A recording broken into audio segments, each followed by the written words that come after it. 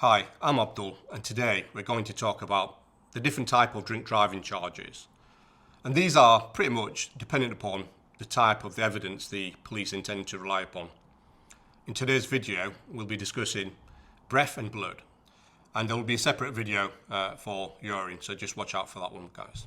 Now, the principal legislation for all breath test cases is contained within Section 5 of the Road Traffic Act 1988.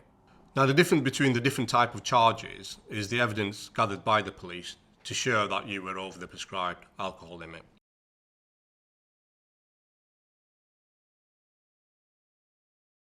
Now, there's different type of machines used in the UK at the moment, which are Secretary State approved.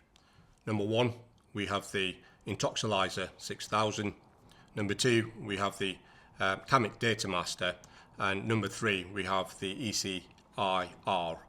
Now, all of these machines, different police forces use different machines, but pretty much they all do the same thing. So the common strategies that we use to win breath test cases can be categorised as follows. Number one, procedure at the police station. The procedure at the police station is contained within a document that's referenced as MGDDA, Manual Guidance for Drink Driving. Now, there's a separate video on this MGDDA, so if you like further information, please do visit that video.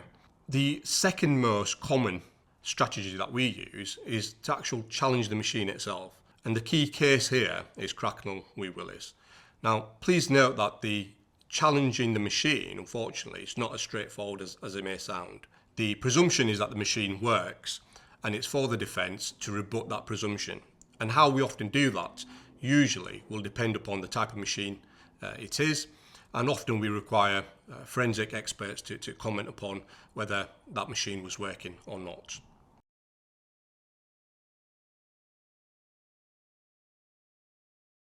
Now, let's talk about blood cases at the police station. So, picture this. You've been arrested, taken back to the police station, and we've already mentioned the breath test machine.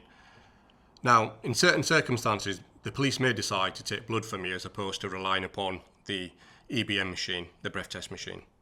If the machine doesn't work, then the only option that the officer may have is to request a blood or urine. And if the machine is not working at the police station, this can be demonstrated through the printout from the actual machine itself, because that will give information to the officer that there's an error. Now, the other scenario, the common scenario, is that the police have been told by medical professionals that a blood sample is more appropriate. However, please note that in most of these scenarios, it will be for the police to decide whether to obtain a breath sample or move to blood. Successful defences to blood cases, unlike breath test cases where procedure and reliability of the machine is in question, when it comes to blood cases, the complexity for the police hugely increases. The procedure, the MGDDB procedure, is a lot more complex, and the police must obtain a sample in a strict prescribed way, and usually failure to do so will result in procedural errors, which we can then use to help you win your case. Now, you might be thinking, surely the police don't forget something as important as the procedure at the police station, right? You'd be surprised. Due to the sensitive, pressured nature of drink driving offences, and also simply because the officers are not always trained to deal with drink driving procedure, and particularly blood procedure, these mistakes often happen a lot more regularly than one would expect. The procedure will also relate to how the sample was obtained. Now, were you provided with a statutory warning? Again, there's a previous video that we've done regards to statutory warning and MGDDA and how important that is. Now, please note that the procedure regards to the sample has to be split, it has to be shaken in a certain way, it has to be stored under the correct temperature, and all of this must take place before the sample has been sent to the laboratory. Now, the laboratory will then produce what's called an SFR1, and an SFR1 is, in essence, a streamlined forensic report. It may look like a forensic report, but in essence, it's a preliminary analysis of the testing of your sample, and it cannot be used in evidence against you once the SFR1 is rejected.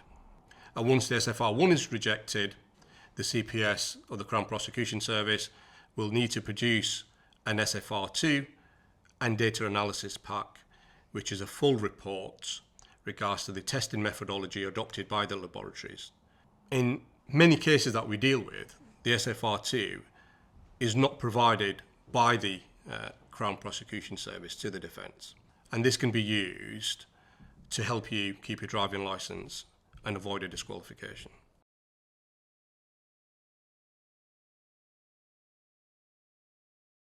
As mentioned, there is a specific video regards to a statutory warning. However, just to deal with it in brief here, a statutory warning is a warning that the police must provide to you at the police station prior to requesting a sample from you. And this warning must be provided irrespective of whether they're requesting a breath sample, a blood sample, or a urine sample. What we often find is that the police officers, again, due to lack of training, lack of resources, they don't often understand the requirement of the statutory warning and how important it is. Now, it's not unusual for the officers to skip providing you with the statutory warning, and we've had many cases that we've been successful in where officers have not provided a statutory warning. You may be thinking, well, how can the defence demonstrate that the statutory warning was not provided, i.e., how do we establish this? Now, the first thing to state in that particular scenario is it's not for the defence to prove that the statutory warning was provided. The onus is upon the prosecution to prove, beyond a reasonable doubt, that they provided you with a statutory warning.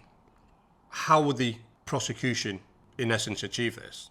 It could be through body-worn footage or CCTV footage demonstrating that the officers followed the correct procedure and they provided you with a statutory warning.